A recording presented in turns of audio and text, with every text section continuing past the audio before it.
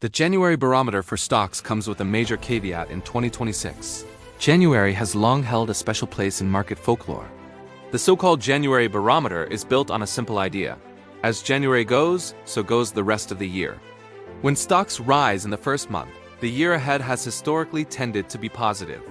But in 2026, that rule of thumb comes with a large caveat. January was anything but ordinary, and the signals investors are left with are mixed, fragile, and potentially misleading. A turbulent start to the year. January 2026 ended abruptly after weeks of sharp market swings. Stocks, currencies, and commodities all experienced heightened volatility. The US dollar briefly fell to a 4-year low before rebounding, while several of the most popular artificial intelligence-linked stocks were hit hard despite solid earnings reports. Large technology names saw notable declines. Microsoft shares fell sharply during the month. Apple lost ground, and Tesla underperformed expectations. At the same time, other technology heavyweights moved in the opposite direction. Meta and Alphabet recorded strong gains. This divergence highlights an important dynamic. Much of the optimism surrounding artificial intelligence was already priced into markets at the start of the year. When earnings failed to significantly exceed expectations, investors reacted aggressively. A positive headline masking internal stress despite the turbulence. The S&P 500 managed to close January with a modest gain. Historically, that has been interpreted as a constructive signal.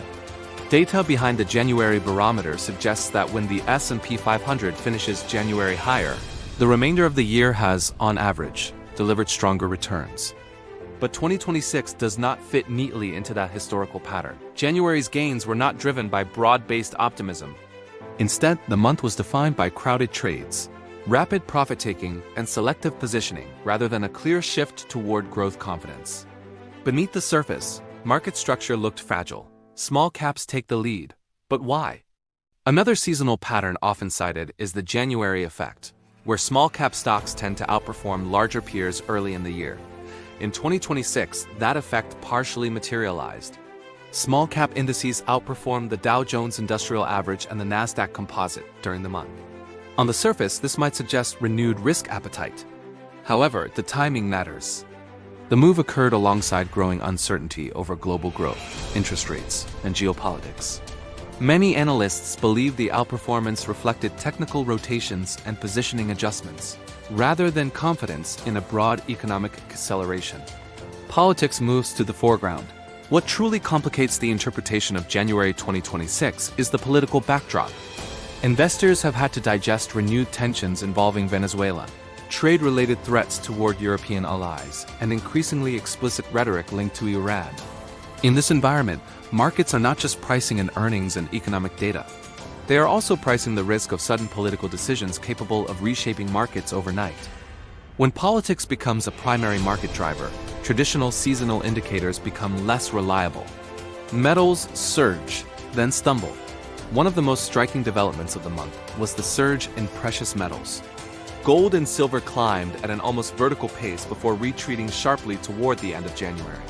Silver, in particular, extended a rally that had lasted 9 consecutive months, the longest streak on record. Such price action often carries the hallmarks of speculative behavior.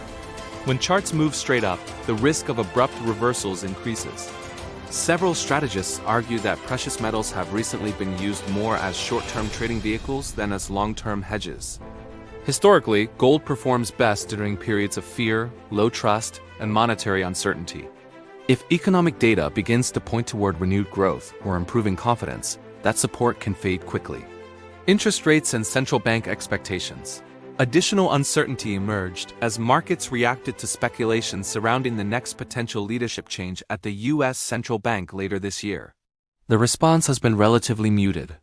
Many investors emphasize that monetary policy is set by committee, not by a single individual. Expectations for rapid and aggressive interest rate cuts have also been scaled back. There is little in the current macroeconomic picture that suggests an urgent need for heavy monetary stimulus. Inflation trends, fiscal conditions, and financial market stability all point toward caution. This helps explain why markets have appeared directionless at times, with short-term trading dominating price action. A January barometer with a footnote. So what does January 2026 really tell us about the rest of the year? Historically, a positive January would imply a constructive outlook for equities. This time, that conclusion requires significant qualification. While index-level performance was positive, underlying market behavior was uneven. Sharp sector rotations, political risk, and speculative excess in commodities suggest the January barometer should be read carefully. Rather than confirming a smooth year ahead, January may be signaling turbulence. A year that demands discipline. If January offered any clear lesson, it is that 2026 is unlikely to be a year of steady, uninterrupted gains. Crowded trades can unwind quickly. Long-standing market relationships may not hold in an environment shaped by geopolitics and structural change. For investors, this reinforces the importance of discipline, diversification, and realistic expectations. The January barometer still provides context, but in 2026 it looks less like a promise and more like a warning.